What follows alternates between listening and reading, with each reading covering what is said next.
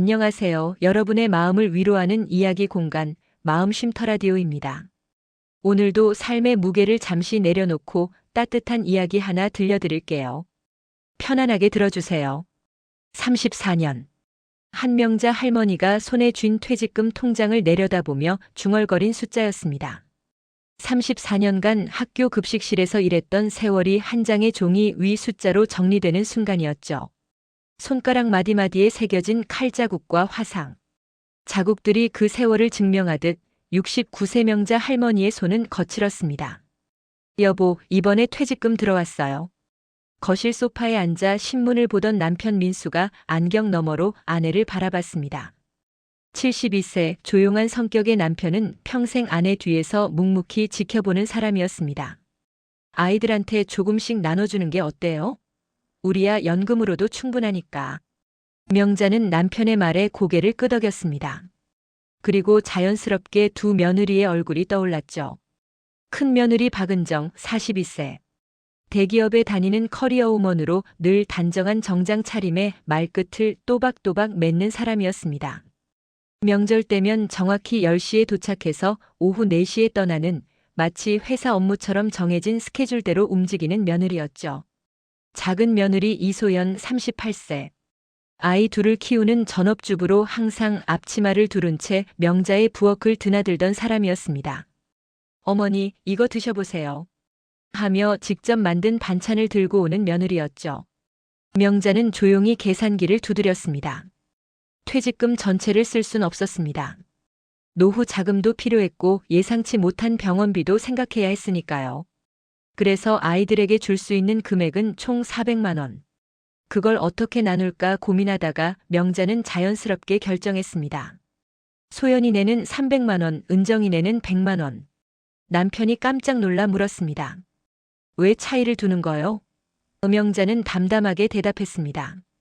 은정이는 항상 각자 알아서 살자고 했잖아요. 명절 때도 저희는 괜찮아요 하면서 식사비 내려고만 하고. 그런데 소연이는 매주 전화하고 주말마다 찾아와서 제 밭일까지 도와주잖아요. 마음이 다른데 어떻게 똑같이 줘요? 민수는 더 이상 말하지 않았습니다. 아내의 논리가 틀린 건 아니었으니까요. 하지만 가슴 한편이 불편했습니다. 이게 나중에 문제가 되는 건 아닐까? 이틀 후 명자는 두 며느리에게 각각 계좌이체를 했습니다. 소연에게는 우리 소연이 항상 고마워. 아이들 학원비 보태 쓰렴. 은정에게는 은정아 늘 바쁜데 미안하다. 조금이지만 받아라.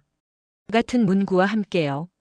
송금 버튼을 누르는 순간 명자는 알지 못했습니다. 이 200만 원의 차이가 1년간 이어질 침묵의 시작이 될 줄은. 그리고 이 작은 결정이 가족이라는 이름 아래 감춰져 있던 진짜 감정들을 수면 위로 끌어올릴 줄은 말이죠. 핸드폰 화면에 송금 완료 메시지가 명자의 주름진 얼굴을 비추는 순간 어딘가에서 또 다른 핸드폰이 울리기 시작했습니다. 바로 큰며느리 은정의 핸드폰이었죠. 띠링. 오후 3시 은정의 핸드폰에 입금 알림이 떴습니다. 한명자님으로부터 100만 원이 입금되었습니다. 회의실에서 나온 은정은 잠시 핸드폰을 들여다봤습니다. 퇴직금을 나눠주신다는 건 알고 있었지만 금액을 보는 순간 묘한 감정이 들었습니다. 100만 원이면 적은 건 아닌데. 그런데 마음 한편이 개운치 않았습니다. 왜일까요? 은정 자신도 설명할 수 없는 불편함이었습니다. 그때 옆자리 동료가 무심코 말했습니다. 은정 씨, 시어머니한테 용돈 받았어요? 좋겠다. 응, 퇴직금에서 조금 주셨어. 얼마나요? 100만 원. 우와, 괜찮은데요? 우리 시어머니는 한 푼도 안 주시는데. 그 순간 은정의 핸드폰이 또 울렸습니다. 이번엔 남편에게서 온 카카오톡이었습니다. 여보, 어머니한테 300만 원 들어왔어. 고맙다고 전화드려야겠다. 은정의 손이 멈췄습니다. 300만 원? 화면을 다시 확인했습니다. 분명 자신에게 온 건 100만 원이었습니다. 그리고 남편의 다음 메시지가 도착했습니다. 참, 동생네는 얼마 받았대? 은정은 대답하지 않았습니다. 대답할 수가 없었죠. 가슴속에서 뜨거운 무언가가 치밀어 올랐습니다. 분노? 아니면 서러움? 자존심? 여러 감정이 뒤섞였습니다. 회사를 나와 차에 탄 은정은 한참을 핸들을 붙잡고 앉아 있었습니다. 왜 200만 원 차이를 둔 거지? 머릿속으로 수없이 계산했습니다. 시댁에 드린 정성, 명절 선물, 용돈, 분명 자신도 성의껏 했다고 생각했는데 그날 저녁 집에 돌아온 은정은 남편에게 물었습니다. 당신네 동생은 300만 원 받았다며? 응, 엄마가 주셨대. 왜? 우리는 100만 원밖에 안 받았어. 남편은 잠시 당황했지만 이내 대수롭지 않게 말했습니다. 그래? 뭐 엄마 마음이시겠지. 동생네가 형편이 좀 어렵잖아. 형편이 어려워? 우리도 맞벌이 하면서 애들 학원비에 대출 이자에 얼마나 빠듯한데. 그래도 동생은 전업주부니까. 전업주부면 뭐 어때? 그럼 우리는 벌이가 있으니까 덜 받아도 되는 거야? 은정의 목소리가 높아졌습니다. 남편은 당황해서 말을 멈췄죠. 평소 조용하고 이성적이던 아내가 이렇게 감정적으로 반응하는 걸 처음 봤으니까요. 다음 날 은정은 시어머니께 전화를 걸었습니다. 손이 떨렸습니다. 평생 착한 며느리로 살아온 자신이 이런 전화를 하게 될 줄은 몰랐습니다. 여보세요, 어머니. 응, 은정아. 어제 돈 잘 받았지? 네. 그런데 어머니 여쭤볼 게 있어서요. 뭔데? 은정은 숨을 크게 들이쉬었습니다. 소연이는 300만 원 받았다면서요? 저희는 왜 100만 원인가요? 전화기 너머로 잠시 침묵이 흘렀습니다. 그리고 시어머니의 담담한 목소리가 들려왔습니다. 내가 항상 각자 알아서 하자고 했잖니. 그래서 그런 줄 알았지. 소연이는 매주 전화하고 찾아오고 하니까 마음이 더 갔던 거야. 그 순간 은정의 가슴이 무너졌습니다. 마음이 더 갔다고. 정성을 돈으로 환산한 거였습니다. 방문 횟수와 전화 통화 빈도를 금액으로 계산한 거였죠. 그래도 공평해야 하는 거 아닌가요? 가족인데요. 공평? 은정아, 세상에 완전히 공평한 건 없어. 사람 마음이 다 똑같을 수가 있나? 하지만 어머니, 저도 제 방식대로 성의를 다했어요. 바빠서 자주 못 갔을 뿐이지 명절 선물도 챙기고 아버지 생신도 안 빼먹었고. 그래, 알아. 근데 그게 의무처럼 느껴졌어. 마치 회사 업무 처리하듯이 말이야. 소연이는 달라. 그 애는 진심으로 우릴 걱정하더라고. 전화기를 쥔 은정의 손이 하얗게 질렸습니다. 의무처럼이라는 말이 가슴에 비수처럼 꽂혔습니다. 어머니, 전 제 방식대로 최선을 다한 거예요. 그게 부족했다면 죄송해요. 하지만 이렇게 차별을 두시면 저는 어떻게 해야 하나요? 차별이라니. 난 그냥 내 마음대로 한 건데. 그 마음대로가 차별이에요, 어머니. 대화는 거기서 끝났습니다. 서로 할 말을 잃었죠. 은정은 조용히 전화를 끊었습니다. 그리고 그날 이후 은정은 시댁에 연락하지 않았습니다. 명절이 다가와도 시어머니 생신이 돌아와도 한 통의 전화도 한 번의 방문도 없었습니다. 명자는 며칠을 기다렸습니다. 화가 좀 풀리면 연락하겠지. 하지만 일주일이 지나고 한 달이 지나도 은정에게서 아무 소식이 없었습니다. 명절 때 큰아들 가족이 오지 않자 명자는 그제야 깨달았습니다. 자신이 뿌린 씨앗이 가시덤불로 자라났다는 걸.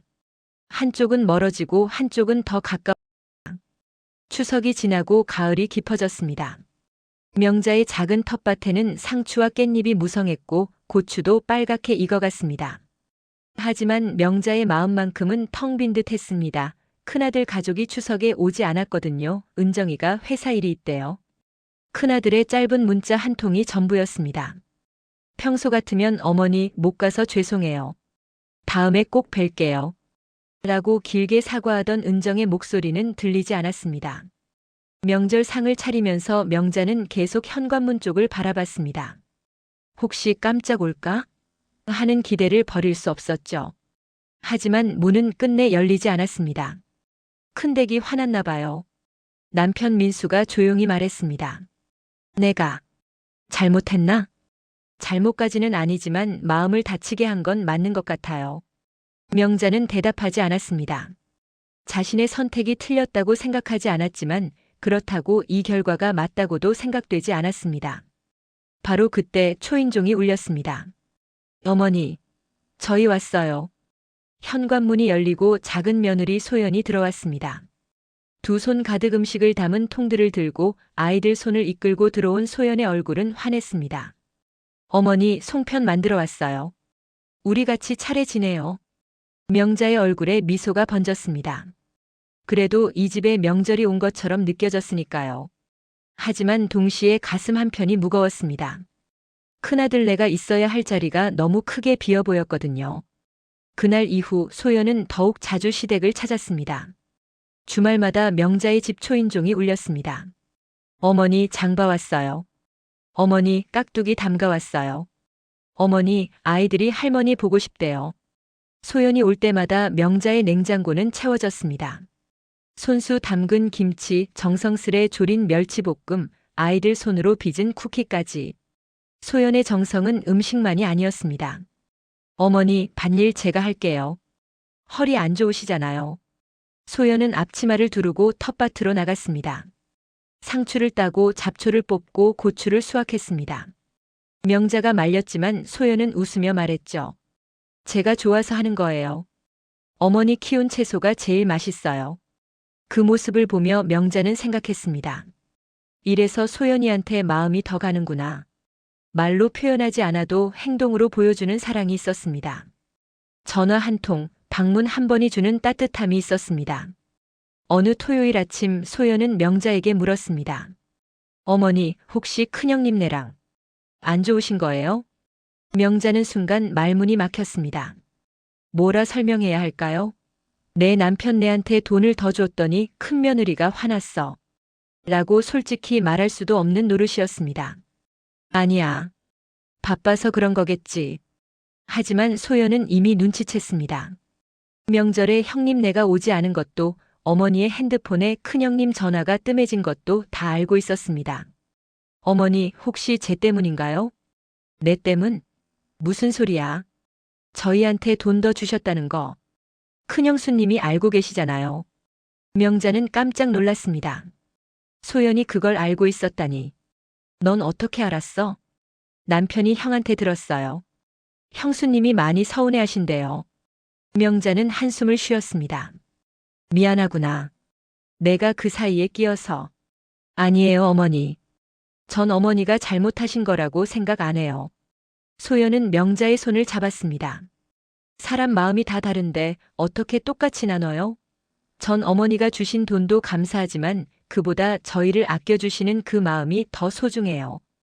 돈은 쓰면 없어지지만 마음은 계속 남잖아요. 그 말에 명자의 눈시울이 붉어졌습니다. 이 며느리는 정말 귀한 사람이구나. 돈의 액수가 아니라 마음의 깊이를 아는 사람이구나. 그래도 은정이가 화난 건 사실. 형수님도 시간이 지나면 이해하실 거예요. 다만 지금은 자존심이 상하셨겠죠. 소연은 조용히 명자를 안아주었습니다. 명자는 며느리의 품에서 처음으로 울었습니다. 자식을 낳고 키우면서도 손주를 보면서도 흘리지 않았던 눈물이 이 순간 터져나왔습니다. 내가 엄마로서 잘못한 걸까? 아니에요. 어머니는 그냥 솔직하셨을 뿐이에요.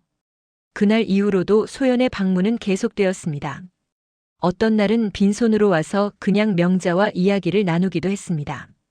어떤 날은 아이들과 함께 와서 텃밭에서 뛰어놀게 했습니다. 할머니, 이 고추 정말 매워요. 할머니, 상추 따도 돼요? 아이들의 웃음소리가 집안을 가득 채웠습니다. 명자는 그 소리를 들으며 생각했습니다. 이게 가족이지. 이게 진짜 행복이지. 하지만 동시에 마음 한편에는 큰아들네에 대한 그리움이 자리했습니다. 은정의 또박또박한 목소리가 큰 손주의 장난스러운 얼굴이 자꾸 떠올랐습니다. 은정아, 내 마음도 이해해. 하지만 내 마음도 알아줬으면 좋겠구나. 창밖에는 가을 햇살이 따스했지만 명자의 마음속에는 작은 그늘이 드리워져 있었습니다. 한쪽 며느리와는 더 가까워졌지만 다른 쪽 며느리와는 점점 멀어지는 이 기묘한 균형. 이게 과연 옳은 걸까요? 소연이 만들어준 된장찌개를 떠먹으면서도 명자는 은정이 생각했습니다. 은정이도 이 맛 좋아했는데. 겨울이 왔습니다. 명자는 매일 아침 텃밭에 나가 서리를 털어냈습니다. 추운 날씨에도 채소들은 꿋꿋이 자라고 있었지만 명자의 마음만큼은 얼어붙은 듯 했습니다. 큰아들네와 연락이 끊긴 지 석 달째. 명자는 매일 핸드폰을 들여다봤습니다. 혹시 은정에게서 문자라도 올까 싶어서요. 하지만 화면은 조용했습니다. 가끔 큰아들에게서 짧은 안부 문자가 올 뿐이었죠. 엄마 잘 지내시죠? 애들도 잘 있어요. 그게 전부였습니다. 예전처럼 이번 주말에 갈게요. 같은 말은 없었습니다. 명자는 답장을 보냈습니다. 그래, 은정이한테도 안부 전해라. 하지만 그 다음은 없었습니다. 어느 날 밤 명자는 잠을 이룰 수 없었습니다. 남편은 옆에서 코를 골며 자고 있었지만 명자는 천장만 바라보고 있었습니다. 머릿속에는 온통 공평이라는 단어만 맴돌았습니다. 공평. 대체 뭐가 공평한 거지? 명자는 일어나 거실로 나왔습니다. 탁자 위에는 소연이 갖다 준 밤고구마가 놓여 있었습니다. 명자는 고구마 하나를 쪄 먹으며 지난 시간들을 떠올렸습니다. 은정과의 첫 만남. 20년 전 큰아들이 데려온 예비 며느리는 또렷한 눈빛의 커리어 우먼이었습니다. 어머니, 저는 결혼 후에도 일할 거예요. 첫 만남에서 은정이 한 말이었죠. 명자는 놀랐지만 그래, 내 꿈을 응원한다. 라고 말했습니다. 그리고 은정은 정말 열심히 살았습니다. 아이 둘을 낳고도 직장을 다녔고 승진도 했습니다. 명절 때마다 정확히 시간에 맞춰와서 일을 도왔고 명자가 아플 때는 좋은 병원을 알아봐 줬습니다. 하지만 뭔가 늘 거리가 있었습니다. 마치 보이지 않는 선을 긋고 지내는 것 같았죠. 어머니, 저희는 괜찮아요. 어머니, 신경 쓰지 마세요. 늘 이런 말들이었습니다. 반면 소연은 달랐습니다. 4년 전 둘째 아들이 데려온 소연은 수줍은 미소를 지은 전업주부였습니다. 어머니, 잘 부탁드려요. 제가 요리는 잘 못하지만 열심히 배울게요. 그리고 소연은 정말 열심히 배웠습니다. 명자의 김치 담그는 법을, 된장찌개 끓이는 법을, 생선 조리는 법을 옆에서 지켜보고 따라했습니다. 어머니, 이렇게 하는 거 맞아요? 수없이 물어보며 배웠죠. 명자는 고구마를 다 먹고 노트를 꺼냈습니다. 그리고 펜을 들었습니다. 글을 써야 마음이 정리될 것 같았습니다. 공평이란 무엇인가? 명자는 한자 한자 적어 내려갔습니다. 돈을 똑같이 나누는 게 공평할까? 아니면 정성의 양만큼 나누는 게 공평할까? 은정이는 바쁘다는 이유로 자주 못 왔지만 올 때마다 비싼 선물을 사왔어. 소연이는 자주 왔지만 손수 만든 반찬을 가져왔지. 이걸 어떻게 똑같다고 말할 수 있을까? 명자는 펜을 멈췄습니다. 그리고 다시 생각했습니다. 은정이가 화난 이유는 뭘까? 정말 돈 때문일까?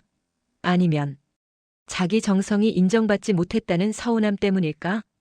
명자는 은정의 입장에서 생각해 보려 했습니다. 맞벌이하며 아이 키우고 시부모 챙기고 명절마다 빠지지 않고 왔는데 정작 돈을 나눌 때 내 마음은 소연이보다 덜하다는 평가를 받은 거나 마찬가지였으니까요. 내가 너무 잔인했나? 명자의 눈에서 눈물이 떨어졌습니다. 노트 위에 떨어진 눈물이 글씨를 번지게 했습니다. 다음 날 아침 명자는 결심했습니다. 편지를 써야겠다고. 전화로는 오해가 생길 수 있으니 차근차근 마음을 담아 편지를 쓰기로 한 거죠. 명자는 하루 종일 편지를 썼습니다. 쓰다가 찢고 다시 쓰다가 또 찢었습니다. 어떤 말이 은정의 마음을 열 수 있을까? 어떤 표현이 자신의 진심을 전할 수 있을까? 저녁이 되어서야 명자는 편지를 완성했습니다. 은정아, 이 편지를 쓰기까지 오래 고민했어. 내가 화난 거 알아. 그리고 내 마음도 이해해. 엄마가 돈을 다르게 준 건 사실이야. 소연이한테 더 많이 줬지. 그 이유를 설명하자면 소연이가 더 자주 와서가 아니라 엄마가 소연이한테서 더 많은 마음을 느꼈기 때문이야. 하지만 은정아, 그게 내 정성이 덜하다는 뜻은 아니야. 너는 내 방식대로 최선을 다했어. 바쁜 와중에도 명절마다 빠지지 않고 왔고 아버지 병원 갈 때 차로 데려다 줬고 좋은 병원 알아봐 줬지. 다만 엄마는 늘 느꼈어. 너와 나 사이에 보이지 않는 벽이 있다는 걸. 어머니, 저희는 괜찮아요라는 말 속에 숨은 거리감을. 물론 그게 내 잘못은 아니야. 너는 독립적이고 강한 사람이니까. 그게 내 장점이지. 하지만 엄마는 늙어가면서 더 약해졌나 봐. 자식들이 곁에 있어주는 게, 자주 전화해주는 게 그리웠어. 소연이가 주는 그 따뜻함이 좋았던 거야. 돈으로 너희 마음을 살 수는 없어. 그리고 돈으로 정성을 계산한 것도 아니야. 다만 엄마도 사람인지라 마음이 더 가는 쪽에 손이 더 갔던 것뿐이야. 은정아, 내가 원한다면 다음에는 똑같이 줄게. 금액으로 내 마음을 다치게 하고 싶지 않아. 하지만 한 가지만 알아줘. 엄마는 너희 둘 다 똑같이 사랑해. 며느리가 아니라 딸처럼 생각한다고. 화가 좀 풀리면 전화해 줄 수 있겠니? 아니면 추운데 잠깐이라도 얼굴 보러 와줄래? 엄마가 밭에서 키운 무랑 배추 있는데 내가 좋아하잖아. 엄마가. 편지를 다 쓰고 명자는 봉투에 넣었습니다. 주소를 적고 우표를 붙였습니다. 그리고 다음 날 아침 우체통에 넣었습니다. 편지가 들어가는 소리를 들으며 명자는 기도했습니다. 부디 은정이 마음을 열어주소서. 일주일 후 명자의 핸드폰이 울렸습니다. 하지만 은정이 아니었습니다. 큰아들이었죠. 엄마, 편지 받았어요. 와이프가 많이 울더라고요. 그래. 화가 안 풀렸니? 아니요. 울면서 나도 어머니가 좋았는데. 라고 하더라고요. 그런데 자존심이 허락을 안 하나 봐요. 명자는 한숨을 쉬었습니다. 엄마가 너무 서툴렀구나. 아니에요. 엄마 마음 저도 이해해요. 다만 와이프가 상처받은 것도 사실이니까. 시간이 좀 필요할 것 같아요. 전화를 끊은 명자는 하늘을 올려다봤습니다. 겨울 하늘은 유난히 높고 파랬습니다. 공평이란 건 결국 사람마다 다르게 느끼는 거구나. 내가 생각하는 공평과 은정이가 생각하는 공평이 달랐던 거야. 명자는 그제야 깨달았습니다. 돈의 문제가 아니었다는 걸. 마음의 문제였다는 걸. 그리고 그 마음의 무게는 사람마다 다르게 측정된다는 걸. 봄이 왔습니다. 명자의 텃밭에는 새싹이 돋아나고 있었습니다. 겨울을 버텨낸 생명력이 다시 고개를 들고 있었죠. 명자는 무릎을 꿇고 앉아 새싹들을 어루만졌습니다. 너희는 참 대단하구나. 추운 겨울을 견디고 다시 살아나다니. 그때 핸드폰이 울렸습니다. 큰아들이었습니다. 엄마, 저 부탁드릴 게 있어요. 응, 뭔데? 와이프가 둘째를 가졌어요. 명자의 심장이 쿵 하고 뛰었습니다. 정말? 축하한다, 아가. 감사해요, 엄마. 그런데 와이프 몸이 안 좋아서 누워 있어야 한대요. 입덧도 심하고. 명자는 무릎을 털고 일어섰습니다. 병원은 다녀왔니? 약은 받았어? 네, 다녀왔는데. 엄마, 혹시 당분간 아이들 좀 봐주실 수 있으세요? 와이프가 회사 휴직하고 쉬어야 하는데 큰애를 케어할 사람이 없어서요. 명자는 잠시 망설였습니다. 은정과 아직 제대로 된 대화도 나누지 못한 상태였습니다. 편지 이후 아무 연락이 없었거든요. 그런데 갑자기 아이들을 봐달라니. 하지만 명자는 곧 대답했습니다. 그래, 내일 당장 갈게. 정말요? 감사합니다, 엄마. 전화를 끊고 명자는 남편에게 말했습니다. 여보, 큰댁집에 가야겠어요. 그래요. 가봐요. 다음 날 명자는 큰 가방을 싸서 큰아들네 집으로 갔습니다. 1년 만에 가는 큰아들네 집. 초인종을 누르는 명자의 손이 떨렸습니다. 문이 열렸습니다. 은정이 서 있었습니다. 얼굴이 많이 여위었고 눈 밑에 다크서클이 짙었습니다. 두 사람은 잠시 서로를 바라봤습니다. 어서 들어오세요. 은정의 목소리는 작고 떨렸습니다. 명자는 집 안으로 들어갔습니다. 거실은 여전히 깔끔했지만 어딘가 생기가 없어 보였습니다. 어머니, 물 드릴까요? 아니, 괜찮아. 넌 앉아 있어. 몸 안 좋다며? 은정은 소파에 조심스럽게 앉았습니다. 배가 아직 나오지 않았지만 움직임이 불편해 보였습니다. 입덧이 심해서요. 그래? 뭐 먹고 싶은 거 있니? 아니요. 아무것도. 명자는 부엌으로 갔습니다. 냉장고를 열어보니 반찬이 거의 없었습니다. 인스턴트 식품과 배달 음식 용기들만 가득했죠. 은정아, 제대로 못 먹고 있구나. 은정은 대답하지 않았습니다. 그냥 고개를 숙이고 있었습니다. 명자는 가방에서 김치통을 꺼냈습니다. 내가 담근 김치야. 입덧할 때 시원한 동치미 국물 먹으면 좋아. 은정의 눈에 눈물이 고였습니다. 어머니, 죄송해요. 뭐가? 제가 너무 유치하게 굴었어요. 돈 때문에 화내고 연락 끊고. 명자는 은정 옆에 앉았습니다. 아니야. 엄마가 내 마음을 몰라줬어. 아니에요. 어머니 마음도 이해해요. 저도 소연이가 얼마나 잘하는지 알아요. 저는 항상 어머니한테 거리를 뒀잖아요. 독립적으로 살겠다고 패 끼치지 않겠다고. 은정의 목소리가 떨렸습니다. 근데 어머니, 사실 저도 어머니가 좋았어요. 매번 괜찮아요라고 말했지만 속으로는 어머니가 저를 더 챙겨주셨으면 했어요. 전화해 주셨으면 했고, 은정아, 오늘 뭐 먹었니? 물어봐 주셨으면 했어요. 명자의 눈에서도 눈물이 흘렀습니다. 그랬구나. 엄마가 몰랐어. 내가 항상 강해 보여서 엄마 손길이 필요 없는 줄 알았지. 저도 강한 척만 했어요. 진짜로는 외로웠어요. 두 사람은 한참을 울었습니다. 쌓였던 오해와 서운함이 눈물로 씻겨 내려갔습니다. 어머니, 용서해 주세요. 무슨 소리야? 엄마가 미안하지. 명자는 은정을 꼭 안아주었습니다. 딸처럼, 아니 진짜 딸보다 더 소중한 며느리를 안아주었습니다.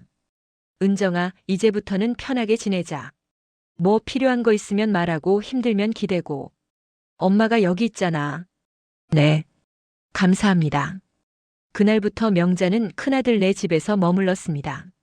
아침마다 손주를 학교에 보내고 은정을 위해 밥을 지었습니다.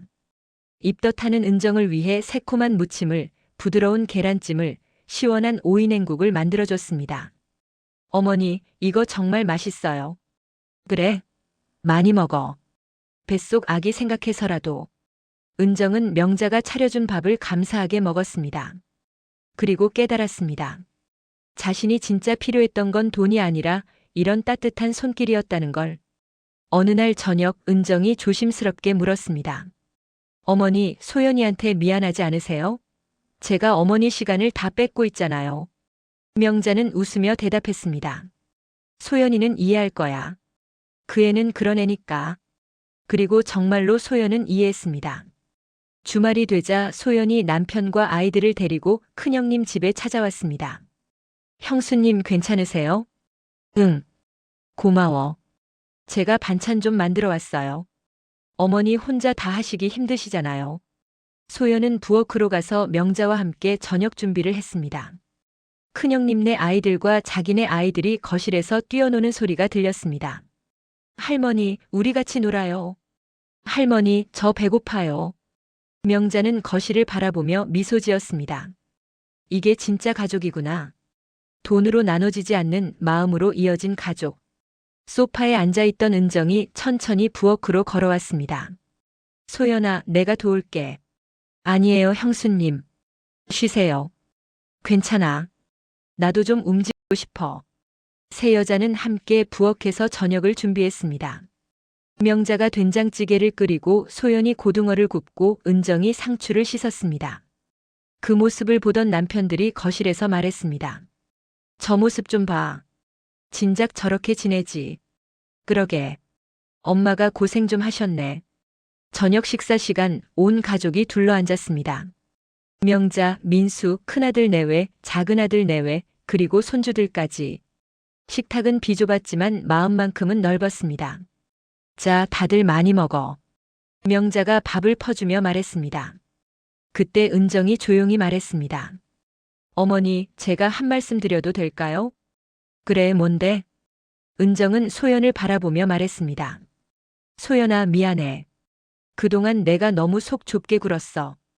어머니가 널 더 좋아하시는 게 당연한 거였어. 넌 정말 잘했으니까. 소연은 당황하며 손을 저었습니다. 아니에요, 형수님.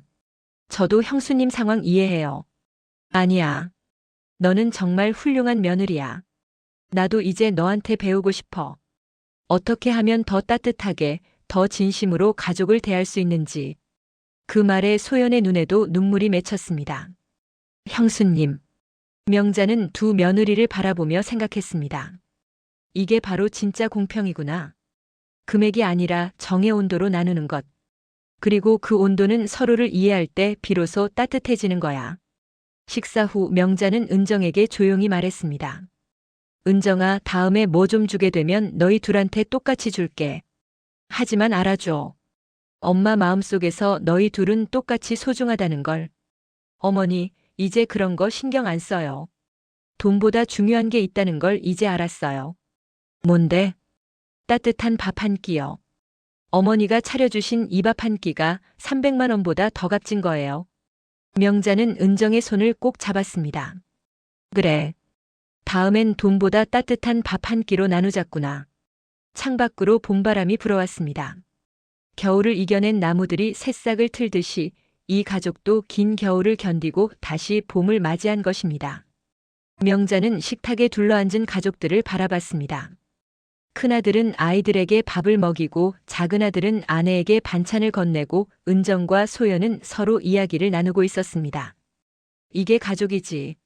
완벽하지 않아도 똑같지 않아도 서로를 이해하려고 노력하는 것. 그게 진짜 공평함이야. 그날 밤 명자는 일기장을 펼쳤습니다. 오늘 깨달았다. 공평이란 건 저울로 재는 게 아니라 마음으로 느끼는 거라는 걸. 돈은 숫자로 나눌 수 있지만 사랑은 나눌 수 없다. 오히려 나누면 나눌수록 커지는 게 사랑이다. 은정이가 용서해줬다. 아니, 용서라는 말 자체가 필요 없었다. 우리는 서로 다른 방식으로 사랑했을 뿐이니까. 은정이는 독립적으로, 소연이는 의지하며. 그 둘 다 옳았다. 이제 나는 알았다. 진짜 공평함은 같은 만큼 주는 게 아니라 각자가 필요한 만큼 받을 수 있게 하는 거라는 걸. 은정이에게는 따뜻한 손길이 필요했고 소연이에게는 인정이 필요했다. 그걸 이제야 알았다. 늦었지만 다행이다. 아직 시간이 있다. 내가 이 세상을 떠나기 전에 우리 가족이 다시 하나 되는 모습을 볼 수 있어서. 명자는 펜을 내려놓고 창밖을 바라봤습니다. 봄밤의 달이 밝았습니다. 그 달빛 아래서 명자는 조용히 기도했습니다. 감사합니다. 이 가족을 다시 하나로 묶어주셔서, 그리고 제게 깨달음을 주셔서. 다음 날 아침 은정이 아침 식사를 준비하는 명자에게 말했습니다. 어머니, 저도 이제 요리 배우고 싶어요. 어머니처럼 따뜻한 밥을 만들고 싶어요. 명자는 환하게 웃었습니다. 그래, 가르쳐 줄게. 요리는 기술이 아니라 마음이란다. 부엌에서 두 사람이 함께 요리하는 모습은 마치 진짜 모녀 같았습니다. 은정이 서툴게 칼질을 하자 명자가 손을 잡아줬습니다. 천천히. 급하게 하면 다쳐. 네, 어머니. 그 순간 은정은 깨달았습니다.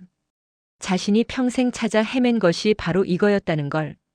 누군가의 따뜻한 손길, 진심 어린 관심, 조건 없는 사랑. 돈으로 살 수 없는 것들. 6개월 후. 은정은 건강한 딸을 낳았습니다. 명자가 곁에서 산후조리를 도왔고 소연은 매일 반찬을 갖다 줬습니다. 아기 100일 잔치날 온 가족이 모였습니다. 명자는 두 며느리를 불러 봉투를 하나씩 건넸습니다. 이번엔 똑같아. 각각 50만 원씩. 두 며느리는 웃으며 받았습니다. 하지만 이제 그 금액은 중요하지 않았습니다. 중요한 건 그 봉투를 건네는 명자의 따뜻한 손길이었고 그 속에 담긴 사랑이었으니까요. 어머니 감사합니다. 고마워요, 어머니. 명자는 두 며느리를 안아주며 속으로 생각했습니다.